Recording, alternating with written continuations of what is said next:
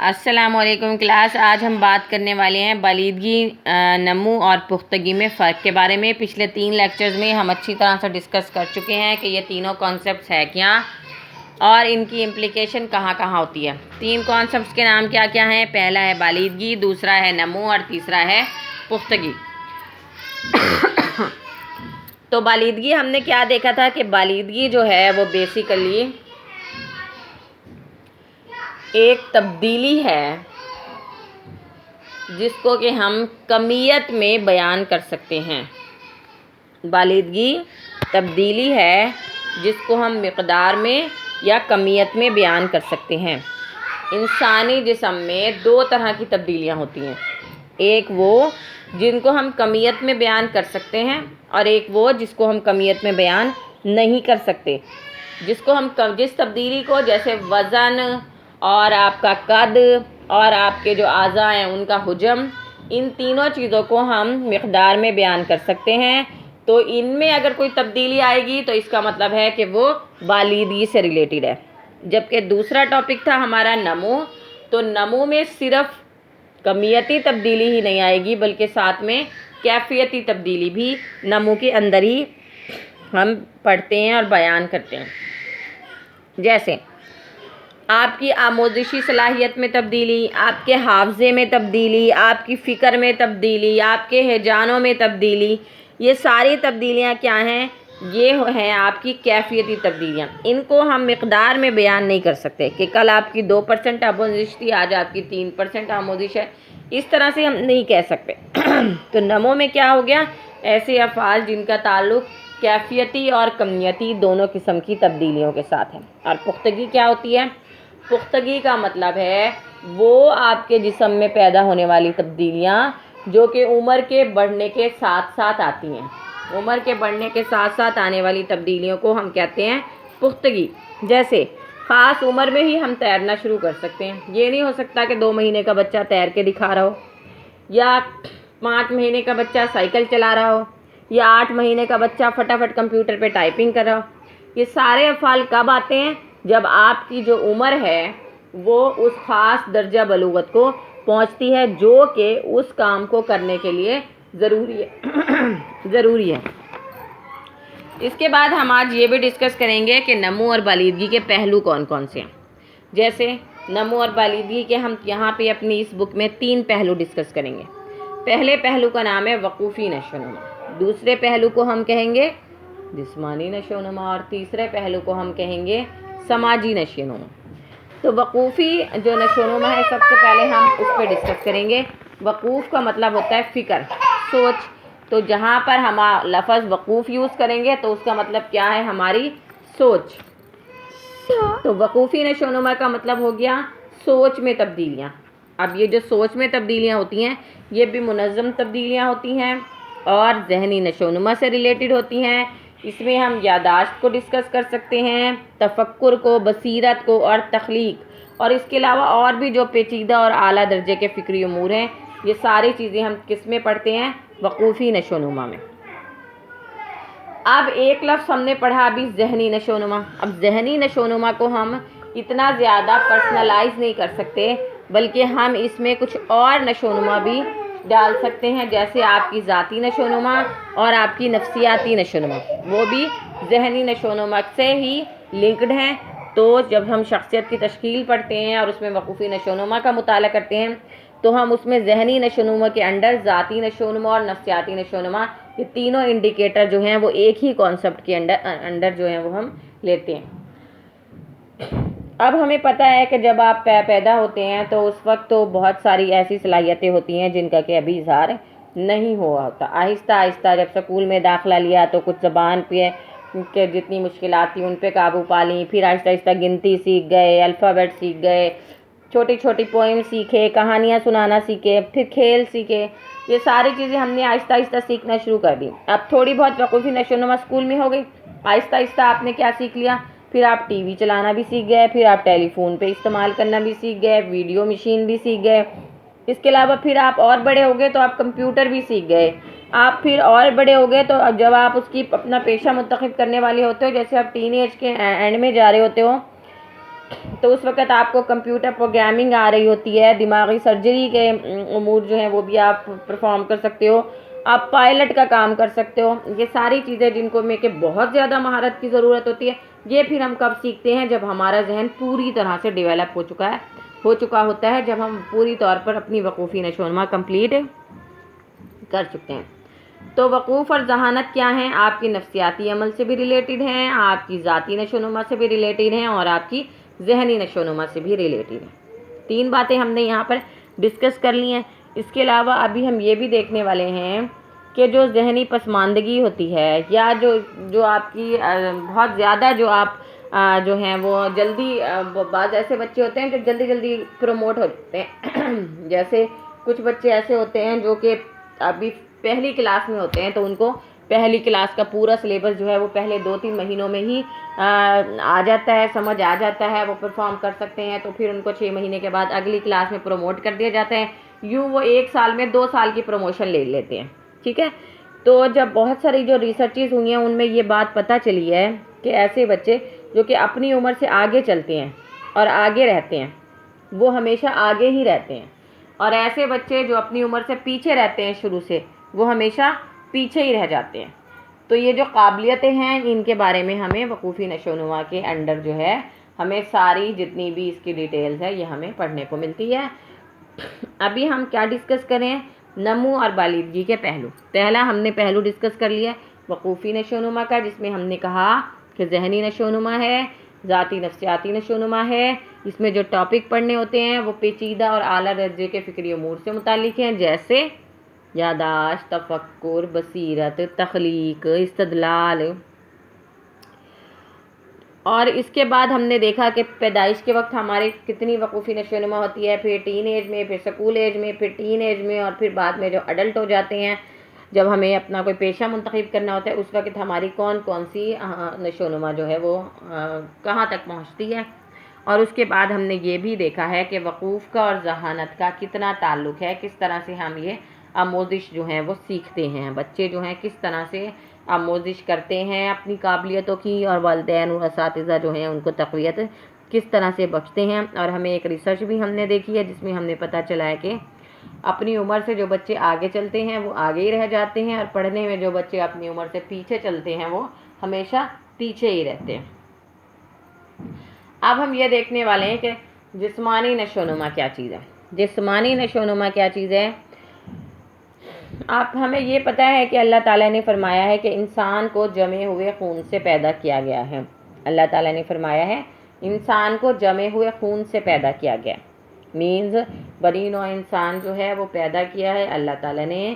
اور کیسے پیدا کیا ہے؟ جمے ہوئے خون سے. اب یہ بھی ہمیں پتہ ہے کہ جب ہمارا جو وجود ہونا ہوتا ہے تو اس وقت تو ہم ایک خلیہ ہوتے ہیں، پھر 2 خلیے بنتے ہیں، پھر اربوں خلیے بن جاتے ہیں، اور ایک بالغ انسان میں بہت سارے خلیے جو ہیں وہ موجود ہوتے ہیں. ان سے ہی ایک انسان بنتا ہے. کوکلین ایک ماہر حیاتیات تھا، یعنی کہ بایولوجسٹ تھا. اس نے کہا کہ بنی نوع انسان کی نشو و نما سب سے بڑا عجوبہ ہے. دنیا میں جتنے بھی عجوبے ہیں ان میں سب سے بڑا عجوبہ بنی نوع انسان کی نشو و نما ہے. جس طرح سے اللہ تعالیٰ نے ایک خلیے کے اندر جو صلاحیتیں رکھی ہیں کام کرنے کی، پھر اس خلیے کے اندر جس طرح سے نشو و نما ہوتی ہے، اس خلیے کو کس طرح سے خوراک ملتی ہے، وہ خلیہ کس طرح سے گرو کرتا ہے، وہ کہاں جائے تو وہ گرو نہیں کرتا، وہ کس طرح سے ہم اس کے ساتھ سلوک کریں تو وہ گرو کرنا جو ہے وہ زیادہ، اپنی پروڈکشن جو ہے وہ زیادہ کر دیتا ہے. یہ ساری چیزیں جو ہیں یہ اللہ تعالیٰ کا بہت بڑا جو ہے وہ معجزہ ہے جو اللہ تعالیٰ نے انسان کو بنا کے ہمیں دکھایا. اب جب ہم جسمانی نشو و نما کی بات کرتے ہیں تو وہ انسان جو کہ ایک خلیہ سے بنتا ہے، وہ پھر بعد میں جا کے جب وہ پیدا ہوتا ہے تو اس کی زندگی کو ہم 8 ادوار میں تقسیم کرتے ہیں. پہلا درجہ تو ہم لیتے ہیں جو پیدائش سے پہلے کا، جو اس نے ماں کے پیٹ میں گزارا ہوتا ہے. دوسرا درجہ ہم لیتے ہیں جو پاؤں چلنے کا عرصہ ہوتا ہے. تیسرا درجہ ہم لیتے ہیں ابتدائی بچپن، پھر لڑکپن یعنی کہ لیٹ بچپن، پھر نوبلوغت جب آپ ٹین ایج میں ہوتے ہو، پھر آپ بالغ ہو جاتے ہو، اور پھر ادھیڑ عمر میں آ جاتے ہیں، اور پھر آخر میں ہم بڑھاپے میں چلے جاتے ہیں. پہلا درجہ کون سا ہے؟ جب ماں کے پیٹ میں ہوتے ہیں، 9 مہینے تک آپ ماں کے پیٹ میں رہتے ہیں، اس کے بعد آپ کی پیدائش ہوئی ہے، دوسرا درجہ شروع ہو گیا۔ پہلے انفینسی تھی، 10-12 ہفتے تک پیدائش سے انفینسی کا عرصہ کہلاتا ہے۔ اس وقت بچہ جو ہے ابھی سیکھ ہی رہا ہوتا ہے کہ اس نے نئے ماحول سے مطابقت کیسے کرنی ہے۔ 2 سال تک آپ کی شیر خارگی چلتی ہے، بچہ اپنے طور پر کچھ نہیں کر سکتا، آہستہ آہستہ اپنے عضلات پر قابو پاتا ہے۔ پھر لڑکپن کا عرصہ شروع ہو جاتا ہے، یعنی کہ ابتدائی بچپن کا عرصہ شروع ہو جاتا ہے، جو کہ 2 سال کی عمر سے شروع ہو جاتا ہے، 5 سال کی عمر تک رہتا ہے۔ پھر لیٹ چائلڈہڈ شروع ہو جاتا ہے، جو کہ 5 سے 10 سال تک رہتا ہے۔ پھر نوبلوغت شروع ہوتی ہے، جو کہ پھر 13، 14، 15، 16، 17، 18، 19 سال تک چلتی ہے، اور اس کے بعد آپ اڈلٹ بن جاتے ہو۔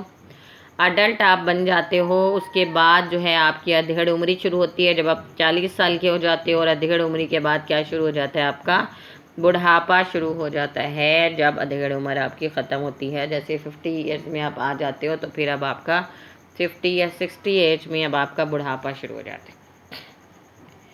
اس کے بعد ہم بات کریں گے، پہلے ہم نے بات کی تھی وقوفی نشو و نما کی، پھر ہم نے بات کی ہے جسمانی نشو و نما کی، اور اب ہم بات کرنے والے ہیں سماجی نشو و نما۔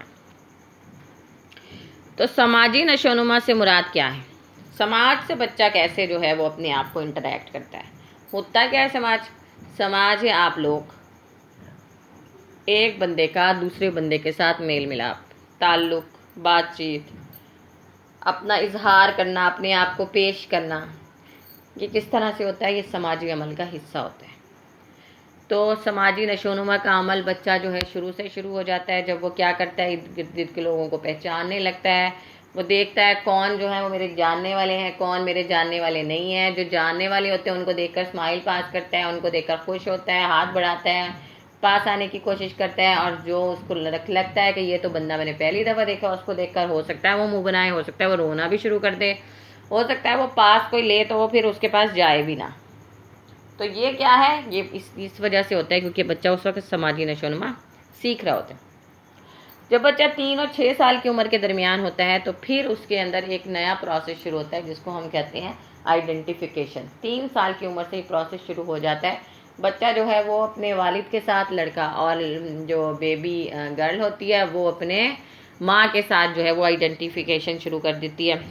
ماں کا پرس اٹھانا، ماں کا دوپٹہ پہننا، یا پھر جوتا پہن کے دیکھنا، یا پھر اس کی طرح میک اپ کرنا، یہ ساری چیزیں جو ہیں وہ لڑکیاں جو ہیں وہ اپنی ماں کے ساتھ آئیڈینٹیفائی کرنا شروع کر دیتی ہیں، اور جو لڑکے ہیں وہ اپنے باپ کے ساتھ، جیسے باپ کے بڑے والے بوٹ پہننا، ٹائی پہن کر دیکھنا، یا گوگلز پہن کر دیکھنا، یا بڑی بڑی ہیٹ پہن کر دیکھنا، یا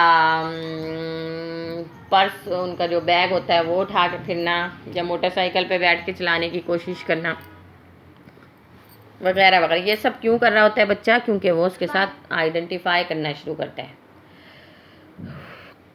اس کے بعد ہے جس کے ساتھ بھی بچہ تماثل قائم کرے گا نا، اسی کی خصوصیات اپنا لے گا، اور اسی طرح سے بچے کا وہ جو سماجی نشو و نما کا عمل ہے وہ شروع ہو جاتا ہے، وہ اخلاقی ضابطہ بنتا ہے، متوقع کردار کا پتہ چلتا ہے کہ میری ماں ایسے ایسے کرتی ہے تو میں بھی ایسے ایسے کروں گی، میرا باپ ایسے ایسے کرتا ہے تو میں بھی ایسے ایسے کروں گا۔ بچے کیا کرتے ہیں؟ فالو کرتے ہیں والدین کو، پھر اور گھر میں اگر کوئی بندہ ہو، کوئی بڑا ہو تو اس کو، یعنی بزرگوں کی بھی تقلید کرتے ہیں۔ ایک نظریہ ہے سماجی آموزش کا نظریہ، بنڈورا نے دیا تھا، ہم نے پارٹ 1 میں اچھی طرح سے اس کو ڈسکس کیا ہے، بہت سارے اس کے متعلق ایکسپیریمنٹ بھی پڑھے ہیں۔ یہاں پر ہم صرف اتنا پڑھیں گے کہ وہ جو بنڈورا ہے یعنی سماجی آموزش کا نظریہ ہے، وہ بھی فالو کرتا ہے اسی کانسیپٹ کو کہ بچے جو ہیں وہ اپنے بڑوں سے سیکھتے ہیں، اور بالکل ویسا پرفارم کرنے کی کوشش کرتے ہیں جیسے کہ ان کے بڑے کرتے ہیں۔ یہاں پر 2 کانسیپٹ اور بھی ہیں کہ والدین کا تربیتی انداز کتنا اہم ہوتا ہے بچوں کی پرورش میں۔ والدین کا تربیتی انداز 2 طرح کا ہوتا ہے۔ کچھ جو والدین ہوتے ہیں وہ آمرانہ انداز کے مالک ہوتے ہیں، اور کچھ والدین غیر مزاحمتی انداز کے مالک ہوتے ہیں۔ ایسے والدین جو آمریت پسند ہوتے ہیں، یعنی آمرانہ انداز، یعنی کہ بہت زیادہ جو ہیں وہ اپنے آپ کو بچوں کو اپنی سپرویژن میں رکھنا چاہتے ہیں، ایگزیکٹلی بچوں سے وہی ایکسپیکٹ کرتے ہیں جو کہ وہ کہہ دیتے ہیں، بچوں کو بہت ڈسپلنڈ رکھتے ہیں، بالکل ان سے وہی ایکسپیکٹ کرتے ہیں جو کہ انہوں نے اپنی زندگی میں کیا ہوتا ہے، یا جو وہ اپنے بچوں کو اپنے فینٹیسی میں دیکھتے ہیں کہ میرے بچے ایسے ہونے چاہیے۔ مطلب انہیں یہ لگتا ہے کہ میرے بچوں کو جیسے میں نے کہہ دیا ایگزیکٹلی ویسے ہی کرنا چاہیے، اس سے 1 انچ بھی آگے پیچھے نہیں ہونا چاہیے۔ لیکن جو غیر مزاحمتی انداز میں تربیت کرتے ہیں جو والدین، وہ جو ہیں وہ اپنے بچوں کو اظہار کی تربیت بھی دیتے ہیں، اپنے آپ کو ایکسپوز کرنے کی تربیت دیتے ہیں، اپنے جو ہے وہ بچوں کو کہتے ہیں کہ آپ اپنا ڈسپلن خود بناؤ، آپ خود پرفارم کر کے دکھاتے ہیں تاکہ بچے جو ہیں وہ اس طرح سے پرفارم کریں۔ اس کے علاوہ ہم یہ بھی دیکھتے ہیں کہ صرف گھر ہی نہیں بلکہ پھر جب بچہ بڑا ہوتا ہے، اسکول گوئنگ ہو جاتا ہے، کالج گوئنگ ہو جاتا ہے، پھر یونیورسٹی میں چلا جاتا ہے، تو یہ ساری پیریڈز ایسے پیریڈ ہوتے ہیں جب بچہ اس وقت دوسروں سے لرن کر رہا ہوتا ہے، نئی نئی چیزیں سیکھ رہا ہوتا ہے۔ صرف والدین سے ہی نہیں، بے شک والدین پہلی تربیت گاہ ہوتی ہے، پہلی درس گاہ ہوتی ہے، لیکن آہستہ آہستہ بچہ بہت سے ایسے کام سیکھ لیتا ہے جو کہ اس کے والدین نے کبھی کیے بھی نہیں ہوتے، مینس وہ کسی اور نے کیے ہوتے ہیں اور بچہ جو ہے وہ وہاں سے سیکھ لیتے ہیں۔ اس کے بعد ہم بات کریں گے پیاجے کا وقوفی نشو و نما کا نظریہ۔ سوئٹزرلینڈ کا حیاتیاتی اور نفسیاتی ماہر تھا جس کا نام تھا جین پیاجے۔ اس نے وقوفی نشو و نما کے بہت سارے مدارج کی وضاحت کے لیے ایک نظریہ پیش کیا تھا۔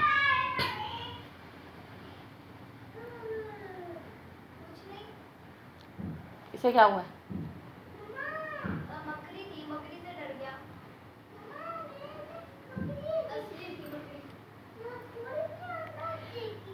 اچھا، جب ہم جین پیاجے کی بات کرتے ہیں تو پھر ہمیں بہت سارے نئے نئے کانسیپٹ جو ہیں ان کے بارے میں پتہ ہونا چاہیے۔ پہلے تو ہمیں یہ پتہ ہونا چاہیے کہ انسان جو ہے نا وہ دو طرح سے پرفارم کرتا ہے۔ ایک تو ایکٹیولی، یعنی ہر چیز میں انیشیٹو لیتا ہے، آگے آگے بڑھتا ہے، پہلے سے پہلے کوئی کام کرنے کی کوشش کرتا ہے، اور دوسرا وہ ایک ہی بندہ جو ہے یعنی انسان ہی کچھ ایسے ہوتے ہیں جو کہ پیسیو رد عمل دیتے ہیں، یعنی کہ کسی کو دیکھ لیا تو کر لیا، کسی نے زیادہ زور دیا تو کر لیا، فورس کیا تو کر لیا، یا جب مجبور ہو گئے، بے بس ہو گئے تو کوئی کام کر لیا، ورنہ ہلنے کو بھی دل نہیں کیا۔ یہ ہوتے ہیں پیسیو لوگ جو کہ پیسیو رد عمل دیتے ہیں، ٹھیک ہے۔ تو جو پیاجے ہیں نا اس کے حساب سے علم حاصل کرنے کی جو قابلیت ہے وہ عمر کے ساتھ ساتھ بڑھتی رہتی ہے۔ علم حاصل کرنے کی قابلیت عمر کے ساتھ ساتھ بڑھتی رہتی ہے، یعنی اس کے حساب سے انسان جو ہے وہ جو بچہ ہے جو چھوٹا سا ہے وہ منفعل رد عمل ہی نہیں ہے بلکہ ایکٹیو ہے، اپنی زندگی کو بنانے کے لیے، اس کو کنسٹرکٹ کرنے کے لیے، ایک بلڈنگ کھڑی کرنے کے لیے اپنی لائف کی ایک ایکٹیو ممبر ہے۔ پیاجے کے حساب سے انسان جو ہے وہ وقوفی نشو و نما کا ایک فعال معمار ہے، بلڈر ہے، جو پیاجے ہے وہ کچھ اور جو انٹریکشنز ہیں ان پہ بھی زور دیتا ہے۔ وہ کہتا ہے کہ یہ پختگی اکیلی، آموزش اکیلی اور ماضی کے تجربات اکیلے کچھ نہیں ہیں، بلکہ یہ تینوں چیزیں آپس میں انٹریکٹ کرتی ہیں اور فرد کا لائف سٹائل بناتی ہیں، اس کی شخصیت کا زاویہ جو ہے وہ بناتی ہیں، اس کا موڈ چینج کرتی ہیں لائف کا اس کے حساب سے۔ تو یہ کیا چیزیں بتائی ہیں اس نے؟ پختگی، آموزش اور تجربات۔ ماضی کے جو تجربات ہیں وہ، جو اس نے سیکھا ہے اپنی آموزش سے یعنی تجربے سے وہ، اور پختگی یعنی عمر کے ساتھ ساتھ اس کے اندر جو سکلز ڈیولپ ہو رہی ہیں وہ، یہ تینوں چیزیں انٹریکٹ کرتی ہیں اور اس طرح سے وہ اپنی زندگی کا ایک ڈھانچہ کھڑا کرتا ہے ایکٹیولی۔ پیاجے کے حساب سے انسان جو ہے وہ ماحول کے مہیجات کے لیے ایکٹیو معمار ہے، ایکٹیو بلڈر ہے۔